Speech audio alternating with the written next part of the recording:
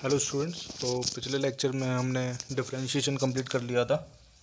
तो इस लेक्चर में हम एप्लीकेशन ऑफ डिफरेंशिएशन पढ़ेंगे, जिसको हम बोलते हैं मैक्सिमा एंड मिनिमा।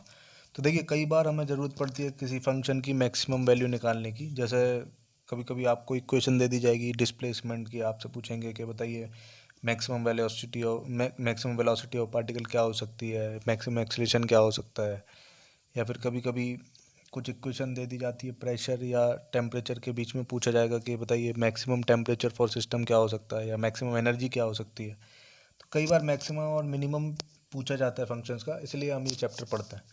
तो मैक्सिमम मिनिमम पढ़ने से पहले मैं 3 चीज़ें पढ़ाऊँगा आपको, जो इस मैक्सिमम मिनिमम को समझने के लिए हमको ज़रूरत पड़ेगी। तो सबसे पहला है डबल डिफरेंशिएशन। ठीक है, डबल डिफरेंशिएशन बेसिकली एक नया टर्म है बस, लेकिन आप इसको पहले से जानते हैं। जैसे आप अभी तक, जैसे मान लीजिए y इक्वल टू 2x² लिखा है, तो आप dy/dx इजीली निकाल देते थे। क्या आता था ये 4x। ठीक है, और dy/dx को हम क्या बोलते थे, फर्स्ट डिफरेंशिएशन। ठीक है, या फिर फर्स्ट डेरिवेटिव, दोनों एक ही बातें हैं ये। तो आप पहला डिफरेंशिएशन इजीली कर देते थे। अब डबल डिफरेंशिएशन का मतलब क्या होता है, इसको एक बार फिर से डिफरेंशिएट करो। तो बस क्या होता है, इसका नोटेशन चेंज हो जाता है। सेकंड डिफरेंशिएशन को हम इस तरीके से लिखते हैं, D of dy/dx upon dx, क्योंकि हम इसको फिर डिफरेंशिएट कर रहे हैं। ठीक है, dy/dx को फिर से एक बार डिफरेंशिएट कर रहे हैं, तो इसका मतलब y को हमने 2 बार डिफरेंशिएट कर दिया। तो इसको क्या बोलेंगे, डबल डिफरेंशिएशन ऑफ y।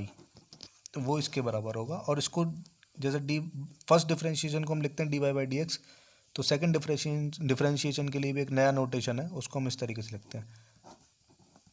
ठीक है, d2y अपॉन dx2, मतलब double differentiation of y with respect to x।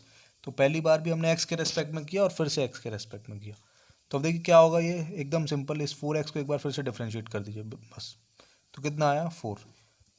ठीक है, it is as simple as this.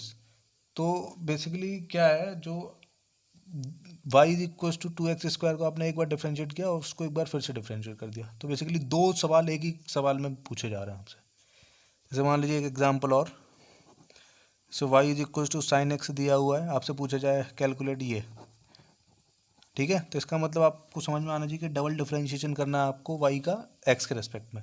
तो पहला क्या होगा, cos x, और cos x का फिर से करेंगे तो क्या आएगा, माइनस साइन x। समझ में आया। तो ये था डबल डिफरेंशिएशन।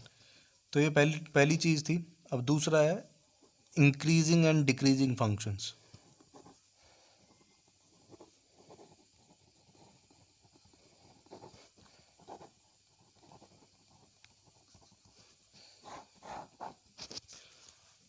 तो अब देखिए, इंक्रीजिंग एंड डिक्रीजिंग फंक्शंस का क्या मतलब है।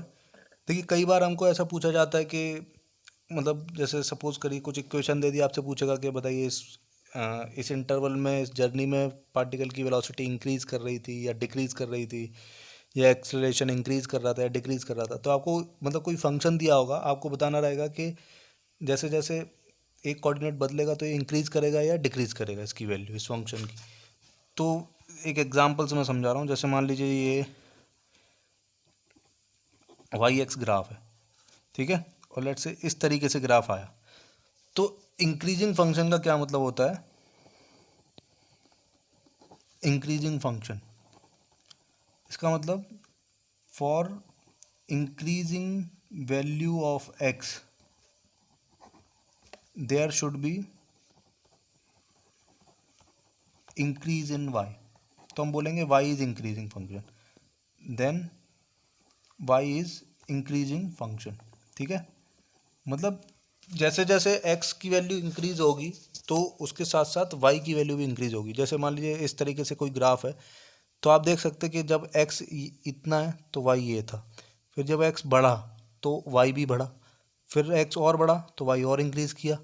तो आप बोल सकते हैं जैसे जैसे आगे जा रहा है तो x बढ़ रहा है और y भी बढ़ रहा है। तो इसका मतलब ये फंक्शन कैसा है, इंक्रीजिंग फंक्शन है। मतलब ये constantly increasing value of x के लिए इंक्रीजिंग वैल्यू ऑफ y लेता है। समझ में आया? इसका अपोजिट क्या हो सकता है? Decreasing function. जैसे मान लीजिए ये वाई एक्स ग्राफ है और इस तरीके से ग्राफ दे दिया, तो आप देख सकते हैं कि शुरुआत में वाई इतना है, ठीक है, मतलब इतना ज़्यादा वाई है इस एक्स के लिए, फिर आगे गए एक्स बढ़ाया x2 तो y कम हो गया, फिर और कम किया और बढ़ाया x तो y और कम हो गया, मतलब x इंक्रीज कर रहा है लेकिन y डिक्रीज कर रहा है, x इंक्रीज कर रहा है और y डिक्रीज कर रहा है। तो इस तरीके के फंक्शन को हम क्या बोलेंगे? Decreasing functions.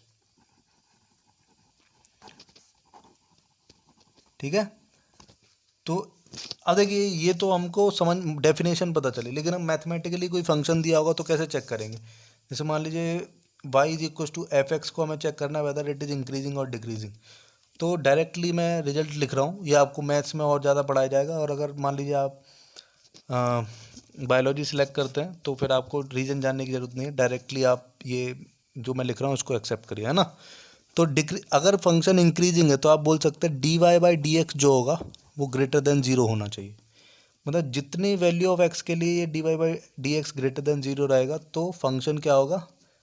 Then function is increasing.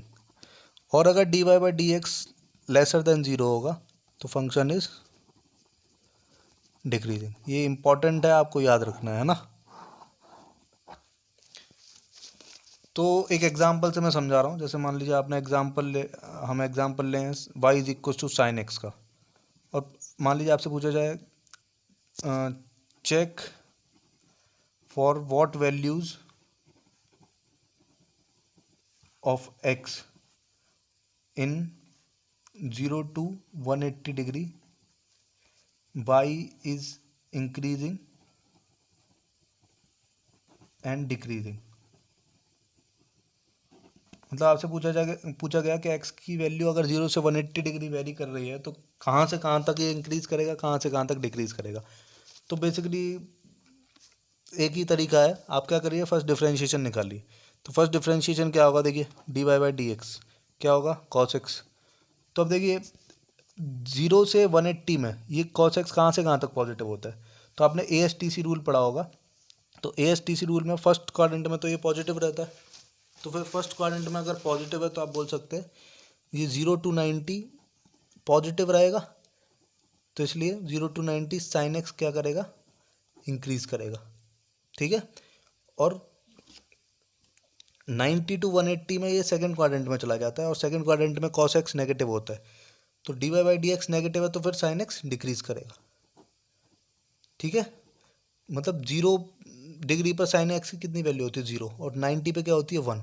तो देख सकते हैं आप 0 से 90 इंक्रीज कर रहा है, ठीक है, और फिर 90 के बाद फिर डिक्रीज करेगा, वो हमने प्रूव किया। समझ में आया? तो इस तरीके से हम इंक्रीजिंग और डिक्रीजिंग फंक्शन चेक करते हैं। तो ये सेकंड चीज़ थी। अब हम तीसरी चीज़ पढ़ेंगे, slope of a curve. It is also very very important, slope of a curve. तो देखिए जब मैंने स्ट्रेट लाइंस पढ़ाया था तो आपको स्ट्रेट लाइन का स्लोप बताया था, वो क्या होता है एक बार मैं फिर से बता रहा हूँ। जैसे मान लीजिए ये एक स्ट्रेट लाइन है सपोज, तो याद करिए आपने इक्वेशन लिखी थी y is equal to m x plus c, तो इसमें ये m जो होता है इसको हम स्लोप बोल रहे थे। तो देखिए स्ट्रेट लाइन का स्लोप क्या होता है? ये जो एक्स एक्सिस से एंगल बनाती है स्ट्रेट लाइन, मतलब पॉजिटिव एक्स एक्सिस से एंटी क्लॉकवाइज डायरेक्शन में, तो अगर मान लीजिए थीटा बनाया तो m क्या होता है? टेन थीटा, मतलब tangent of the angle made by straight line with positive x axis taken in anti clockwise direction is known as slope. ये मैंने स्ट्रेट लाइन में आपको बताया था, तो टेन थीटा स्लोप हो जाएगा। अब देखिए क्योंकि स्ट्रेट लाइन एक ही एंगल बनाएगी, है ना, इसका हर पॉइंट एक ही एंगल बना रहा है, तो हम बोलेंगे स्ट्रेट लाइन का स्लोप एक ही होता है, फिक्स होता है, उसको वो चेंज नहीं होता। लेकिन अगर मान लीजिए ग्राफ आपका स्ट्रेट लाइन नहीं है, कुछ और है, कर्व ग्राफ है, तो फिर आप कैसे बताएंगे? तो देखिए उसके लिए हम क्या तरीका है,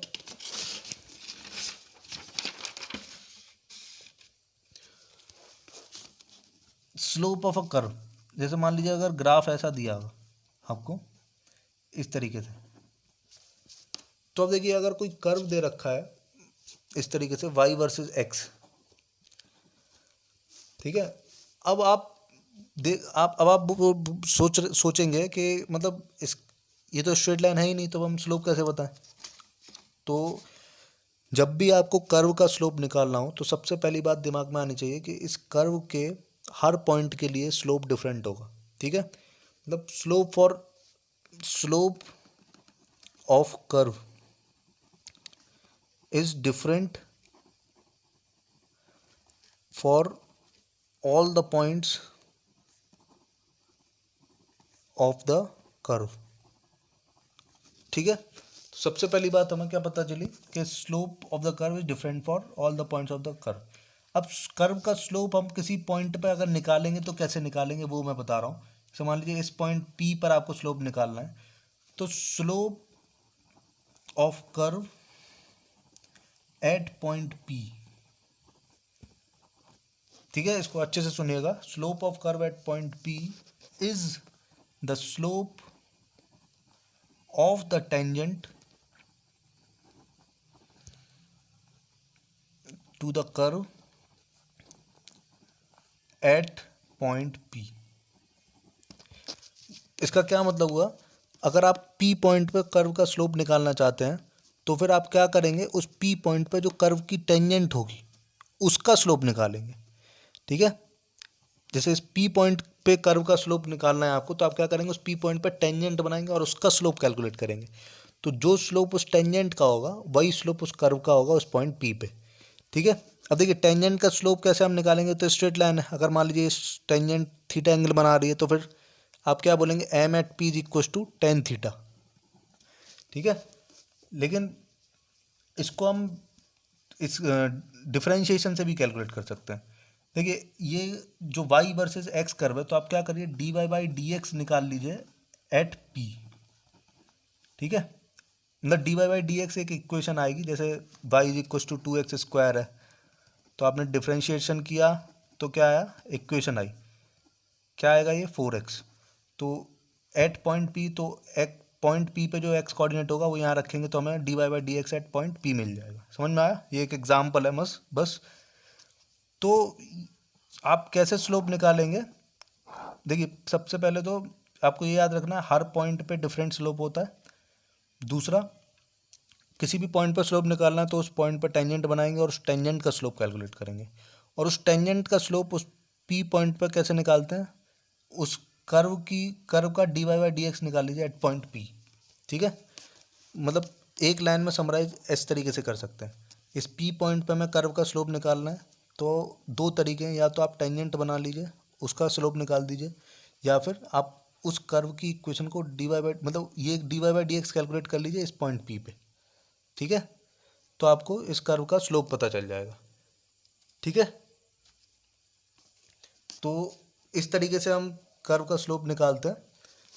अब देखिए, अब हम पढ़ेंगे कंडीशंस ऑफ मैक्सिमा और मिनिमा क्या होती है। तो मतलब ये जो तीन चीज़ें मैंने पढ़ाई, द स्लोप और इंक्रीजिंग एंड डिक्रीजिंग फंक्शंस और डबल डिफरेंशिएशन, ये तीनों चीज़ें ज़रूरत पड़ती है हमें मैक्सिमा मिनिमा कैलकुलेट करने के लिए। तो अभी हम आज का लेक्चर स्टार्ट करेंगे। तो देखिए कंडीशंस फॉर मैक्सिमा एंड, सबसे पहले मैक्सिमा के लिए ही देखते हैं, चलिए कंडीशंस फॉर मैक्सिमा।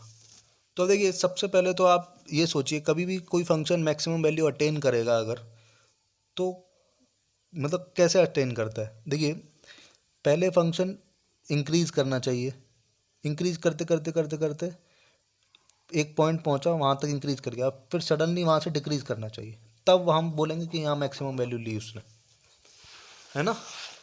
मतलब पहले इंक्रीज करना चाहिए फिर डिक्रीज करना चाहिए, तब वो जिस जगह पर टर्निंग पॉइंट होगा उस जगह पर मैक्सिमम वैल्यू लेगा, ठीक है। तो क्या कंडीशन होनी चाहिए, देखिए सबसे पहले आप बोल सकते हैं कि इंक्रीज करेगा, तो मतलब पहले इंक्रीज करने के लिए अगर मान लीजिए y वर्सेस x ग्राफ है, तो आप बोल सकते हैं कि पहले इंक्रीज कर रहा है तो d y by d x कैसा होना चाहिए, ग्रेटर देन जीरो, क्योंकि इंक्रीज करने का मतलब d y by d x greater than zero होना चाहिए। फिर डिक्रीज करेगा फाइनली, तो d y by d x क्या होना चाहिए, लेसर देन जीरो। अब देखिए मैंने बताया कि dy बाई डी एक्स क्या होता है, स्लोप होता है ना।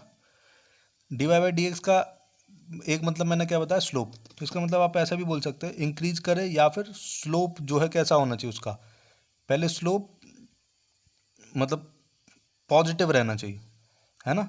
D y by d x is greater than zero, मतलब इंक्रीज कर रहा है फंक्शन, तो इसका मतलब पहले स्लोप कैसा है, पॉजिटिव। देखिए आप यहाँ से लेके यहाँ तक कहीं पे भी अगर टेंजेंट ड्रॉ करेंगे तो वो टेंजेंट एक्यूट एंगल ही बनाएगी, तो मतलब स्लोप हमेशा क्या रहेगा, पॉजिटिव, यहाँ से लेके यहाँ तक कहीं पे भी, इंक्रीजिंग जब भी फंक्शन होगा। फिर जब मैक्सिमम जिस जगह पर होगा उस जगह स्लोप कितना हो जाएगा, ज़ीरो, मतलब पहले स्लोप कैसा है, ग्रेटर देन ज़ीरो, फिर जहाँ मैक्सिमम वैल्यू लेगा उस जगह पर टर्निंग पॉइंट होगा, उस जगह स्लोप हमेशा क्या होगा, ज़ीरो। कैसे, क्योंकि ये मतलब मैक्सिमम पर पहुंचेगा तो पहले इंक्रीज करेगा, फिर मैक्सिमम पर पहुंचा तब डिक्रीज करेगा, तो 100% टर्न लेगा, तो जब टर्न लेगा तो उस जगह इसको हॉरिजॉन्टल होना ही पड़ेगा, और हॉरिजॉन्टल होगा तो टेंजेंट हॉरिजॉन्टल हो जाएगी और स्लोप क्या हो जाएगा, जीरो। समझ में आया, और ये उस जगह पर होगा जिस जगह ये मैक्सिमम वैल्यू अटेन कर रहा है। तो पहले स्लोप ग्रेटर देन जीरो था, फिर जीरो था, और फिर लेसर देन जीरो हो जाएगा, क्योंकि टेंजेंट ऑब्ट्यूस एंगल बनाएगी, ऑब्ट्यूस एंगल के लिए स्लोप कैसा होता है, नेगेटिव। तो आप देख सकते हैं कंडीशन फॉर मैक्सिमा क्या हुई, पहली कंडीशन तो क्या हुई कि स्लोप जीरो होना चाहिए, d y by d x zero होना चाहिए, ठीक है। जिस जगह पर मतलब जिस एक्स कोऑर्डिनेट पर मैक्सिमम वैल्यू आएगी उस जगह पर क्या होना चाहिए, d y by d x क्या होना चाहिए, जीरो, फर्स्ट कंडीशन, ठीक है। अब देखिए ये सफिशिएंट नहीं है, मतलब केवल ये हो और आप बोल दें कि मैक्सिमम होगा उस जगह पर, तो ऐसा ज़रूरी नहीं है। ऐसा भी तो हो सकता है पहले डिक्रीज करे और फिर इंक्रीज, जैसे यहाँ पहले इंक्रीज कर रहा है फिर डिक्रीज कर रहा था तो यहाँ मैक्सिमम आया, लेकिन ऐसा भी तो हो सकता है कि पहले डिक्रीज कर जाए फिर इंक्रीज करे, तब तो यहाँ पर एम ज़ीरो होगा लेकिन ये मिनिमम वैल्यू होगी यहाँ पे। तो आप चेक कैसे करेंगे कि ये मिनिमम है या मैक्सिमम है, देखिए दो केसेस पॉसिबल है, एम जीरो होगा तो मैक्सिमम भी हो सकता है मिनिमम भी हो सकता है, लेकिन आपको चेक करना पड़ेगा मैक्सिमम या मिनिमम। तो कैसे बताएंगे, मैक्सिमम कब आता है, इंक्रीज फिर डिक्रीज पे, तो मतलब पहले एम ग्रेटर देन जीरो, फिर एम जीरो, फिर एम लेसर देन जीरो, तो देखिए स्लोप जो है डिक्रीज कर रहा है, पहले ग्रेटर देन जीरो था फिर जीरो हुआ फिर नेगेटिव, पॉजिटिव से नेगेटिव बन गया, मतलब स्लोप कैसा हुआ, डिक्रीज हुआ। तो अगर स्लोप डिक्रीज कर रहा है तो स्लोप बेसिकली डिक्रीज करने का मतलब क्या होता है, d y by d x क्या होना चाहिए, लेसर देन जीरो। तो क्या डिक्रीज कर रहा है, स्लोप, तो इसका मतलब d m by d x क्या होना चाहिए, सेकंड कंडीशन में हम लिख सकते हैं d m by d x जो है वो लेसर देन जीरो होना चाहिए, क्योंकि स्लोप डिक्रीज कर रहा है। समझ में आया, पॉजिटिव जीरो फिर नेगेटिव, तो स्लोप डिक्रीज कर रहा है, तो मतलब d m by d x lesser than zero, और एम क्या होता है, d y by d x, तो इसका मतलब d of d y by d x upon d x ये लेसर देन जीरो होना चाहिए, मतलब डबल डिफ्रेंशिएशन जो है लेसर देन जीरो होना चाहिए। तो ये दो कंडीशन होंगी, कंडीशन फॉर मैक्सिमम, पहला d y by d x zero होना चाहिए, फिर जो वैल्यू इस एक्स की आएगी इससे उस वैल्यू पर डबल डिफ्रेंशिएशन नेगेटिव होना चाहिए, तो दो कंडीशन होंगी कंडीशन फॉर मैक्सिमम के लिए, ठीक है। तो मैं नेक्स्ट पेज पर समराइज कर रहा हूँ, first d y by d x should be equals to zero, and second double differentiation कैसा होना चाहिए, लेसर देन जीरो। ऐसी जब कंडीशन ऑफ मिनिमा लिखेंगे आप तो उसके लिए क्या बोल सकते हैं, d y by d x तो फिर भी ज़ीरो ही रहेगा, लेकिन डबल डिफ्रेंशिएशन कैसा होना चाहिए, वो ग्रेटर देन ज़ीरो होना चाहिए, क्योंकि इस तरीके से बनेगा, पहले डिक्रीज करेगा फिर इंक्रीज करेगा।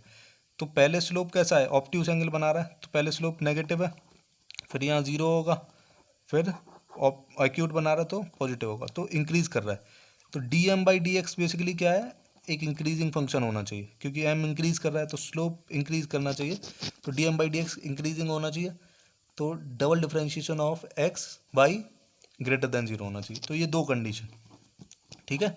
अब मैं एक क्वेश्चन करके दिखा रहा हूँ आपको कि कैसे हम ये मैक्सिमम मिनिमा किसी फंक्शन का निकालते हैं इस इन दोनों कंडीशंस के जरिए। तो जैसे मान लीजिए सबसे पहला एग्जांपल आपको दिया गया y बराबर 3x² माइनस 2x माइनस 4। मान लीजिए ये सवाल दिया गया और आपसे पूछा गया कैलकुलेट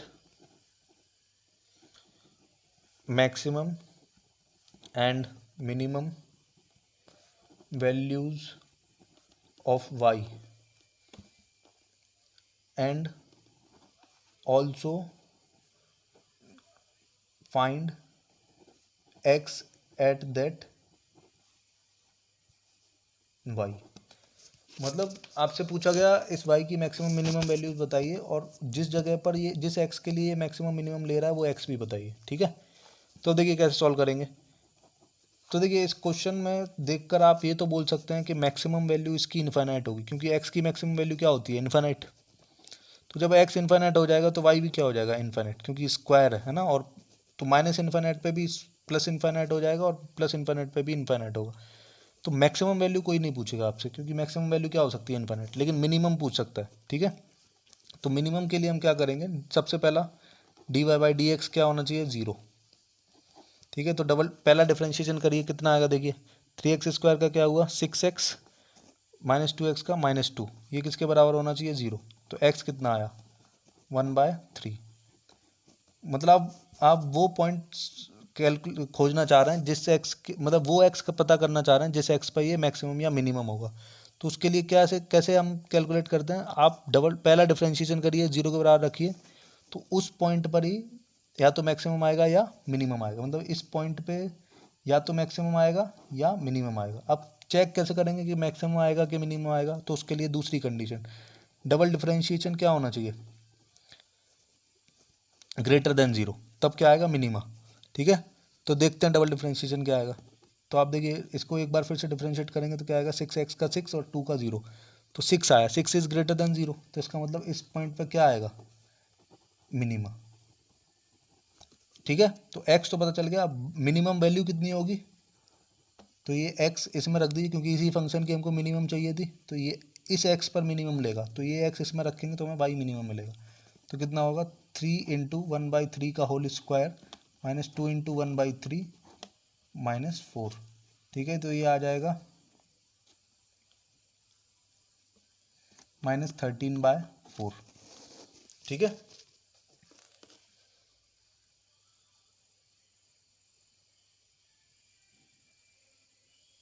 ठीक है, तो ये मिनिमम वैल्यू होगी। आई होप आपको ये समझ में आया। चलिए एक एग्जांपल और लेकर दिखाता हूँ आपको। जैसे मान लीजिए आपको दिया गया y is equal to 3 - x - x², और पूछा गया कैलकुलेट, वही सेम सवाल, y maximum and y minimum and x at y, ठीक है। मतलब y मैक्सिमम और मिनिमम बताइए, और उस जिस जगह पर जिस x के लिए मैक्सिमम मिनिमम आया वो भी बताइए। तो देखिए इस सवाल को देख के आप बोल सकते हैं y मिनिमम कितना होगा, माइनस इन्फाइनाइट। क्यों, क्योंकि x की वैल्यू इन्फाइनाइट या माइनस इन्फाइनाइट कुछ भी रखेंगे तो ये इन्फाइनाइट का स्क्वायर माइनस के साथ है, तो y माइनस इन्फाइनाइट ही होगा मिनिमम, ठीक है। तो मिनिमम कोई नहीं आपसे पूछेगा, तो मैक्सिमम निकालेंगे। मैक्सिमम कैसे निकालने का क्या तरीका है, वही dy/dx करेंगे, तो कितना आएगा देखिए, -1 - 2x, इसको जीरो के बराबर रखेंगे तो x की वैल्यू कितनी आ गई, -1/2, ठीक है। अब इस वैल्यू पे मैक्सिमम हो सकता है या मिनिमम हो सकता है, अब चेक करने के लिए डबल डिफ्रेंशिएशन, तो डबल डिफ्रेंशिएशन करेंगे तो देखिए कितना है, -1 का 0 हो जाएगा और -2x का -2, लेसर देन 0 आया, इसका मतलब मैक्सिमा, ठीक है। किस पॉइंट पे, इस पे, और किस फंक्शन का, इस फंक्शन का। तो y मैक्सिमम निकालने के लिए क्या करेंगे, ये -1/2 इसमें उठा कर रख देंगे, तो कितना आएगा, 3 -1/2 -1/2 का होल स्क्वायर, तो ये कितना आ जाएगा, 3 + 1/2 -1/4, ठीक है। तो कितना आएगा ये, 12 + 1 13 एंड -1, सॉरी 14 -1, तो 13/4। अभी तक हमने मैक्सिमम मिनिमा कैसे निकालते हैं किसी जनरल फंक्शन का वो देखा, अब कुछ मिसलेनियस केसेस देखेंगे, तो लेट अस सी।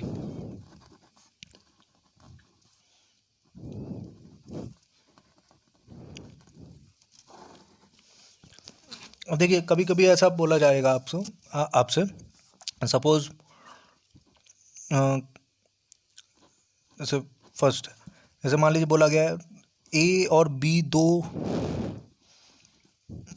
नंबर्स हैं, ठीक है। ए और बी दो नंबर्स हैं, इस तरीके से कि ए बी जो प्रोडक्ट है वो जो है मैक्सिमम है, ठीक है। मतलब if product of two numbers is maximum, मतलब if product of two numbers is maximum, then find the minimum value of their sum। मतलब बेसिकली क्या क्वेश्चन पूछा गया, अगर ए बी प्रोडक्ट जो है वो मैक्सिमम है तो ए और ए प्लस बी की मिनिमम वैल्यू क्या होगी। ठीक है, तो देखिए इसको फाइंड करने के लिए हम कैसे मतलब इसको कैसे सॉल्व करेंगे। देखिए आप ए प्लस बी के होल स्क्वायर को लिख सकते हैं ए माइनस बी का होल स्क्वायर प्लस 4ab, है ना, क्योंकि इधर आएगा a square plus b square plus 2ab, इधर क्या आएगा a square plus b square minus 2ab plus 4ab करेंगे तो प्लस 2ab हो जाएगा। तो LHS और RHS एकदम बराबर। ठीक है, अब देखिए ए बी जो है मैक्सिमम है और वो कांस्टेंट हो गया। ठीक है, क्योंकि ए बी अगर गिवन है आपको तो वो कांस्टेंट हो जाएगा। अब अगर ए बी मैक्सिमम है तो मिनिमम वैल्यू आपसे पूछिए सम की, तो देखिए LHS की मिनिमम वैल्यू कब होगी, क्योंकि ये तो कांस्टेंट है, इसको तो हम चेंज नहीं कर सकते क्योंकि क्वेश्चन में दिया है ए बी का प्रोडक्ट दे रखा है आपको। तो मिनिमम वैल्यू कब होगी, जब ए और बी बराबर हो जाए, क्योंकि ये टर्म जीरो हो गया। देखिए दो चीज़ों का सम है ये, है ना, तो LHS दो चीज़ों का सम है। तो LHS मिनिमम कब होगा, जब एक टर्म जीरो हो जाए, क्योंकि ये तो जीरो नहीं हो सकता। तो a plus b will be minimum when a is equal to b. समझ में आया। तो मतलब अगर प्रोडक्ट अगर मैक्सिमम होगा तो सम मिनिमम कब होगा, जब दोनों बराबर हो। ठीक है, और जैसे मान लीजिए एक एग्जांपल के लिए अगर आपको ए बी की वैल्यू दे रखी है लेट से 16। ठीक है, तो अगर आपसे पूछा जाए कि कैलकुलेट मिनिमम वैल्यू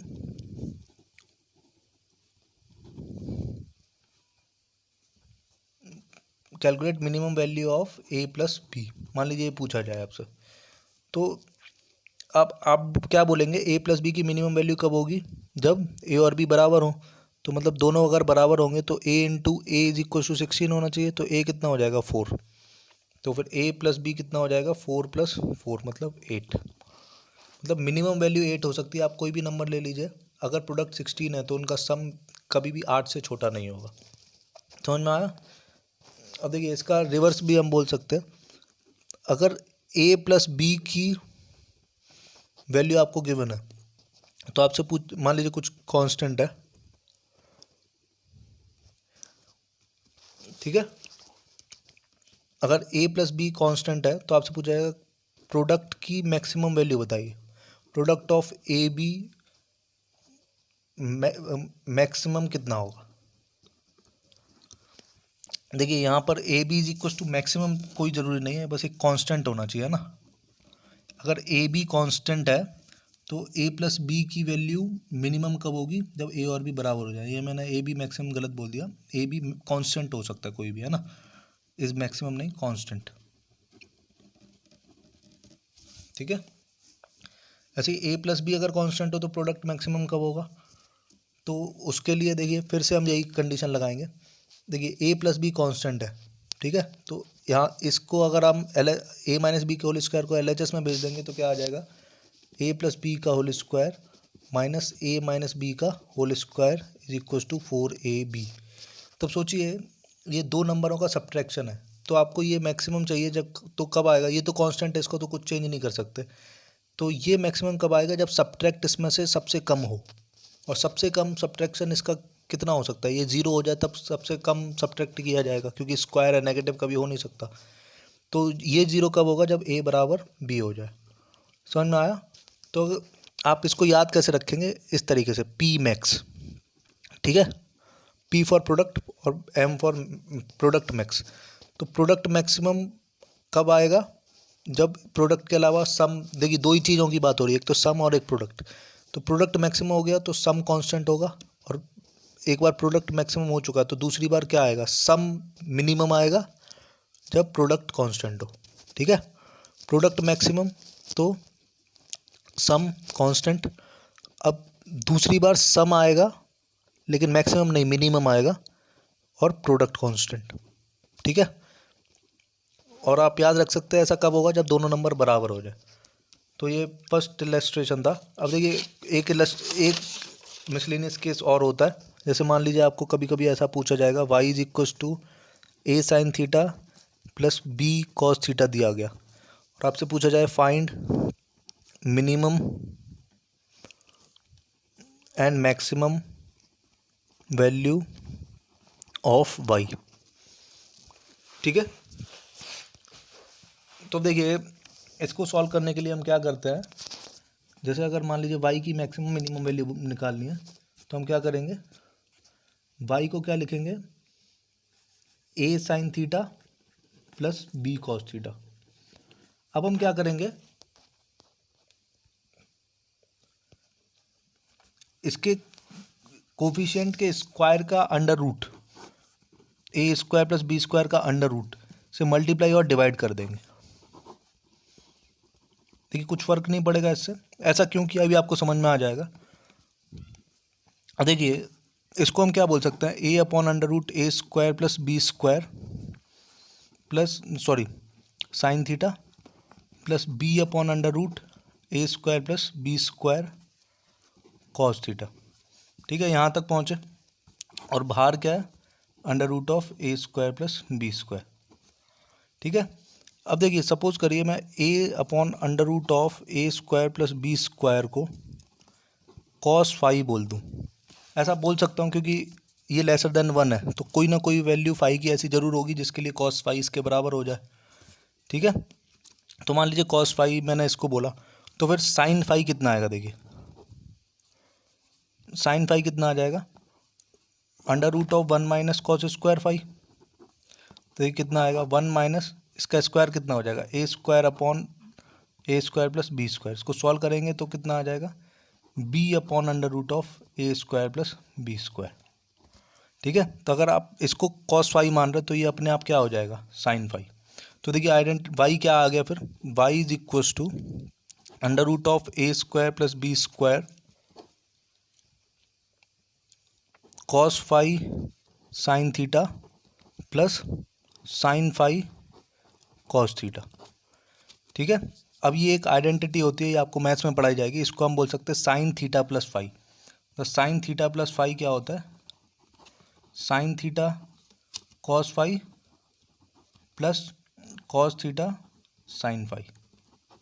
ठीक है, तो आप क्या बोल सकते हैं, under root of a square plus b square, और इसको क्या बोल सकते हैं, sine of theta plus phi.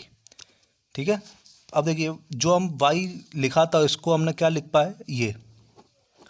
ठीक है, अब देखिए ये, अब इसका मैक्सिमम मिनिमम निकालना बहुत आसान है। आपको पता है साइन थीटा की मिनिमम वैल्यू होती है -1 और मैक्सिमम होती है +1। तो मतलब ये टर्म तो कांस्टेंट है क्योंकि a और b कांस्टेंट हमने मान रखे हैं।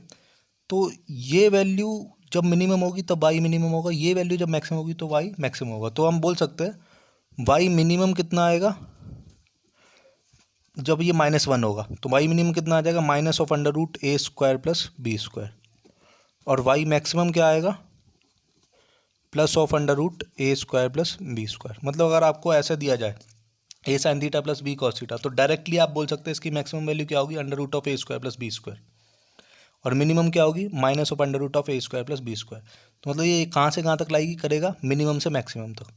जैसे सपोज करिए एग्जाम्पल के लिए आपको दिया गया 3 साइन